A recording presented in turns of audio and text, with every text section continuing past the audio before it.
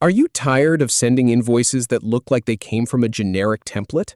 Learn how to add your logo in Zoho Books in under 2 minutes. First, I'll show you where to find the settings. Then, we'll upload your logo and save it. Let's jump in. Start by opening Zoho Books in your browser. Then, click the settings icon in the top right corner. Now, click on Profile from the menu.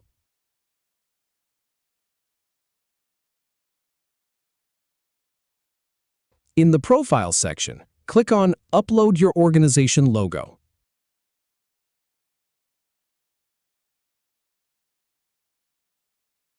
Once you've selected it, click Save to apply the change.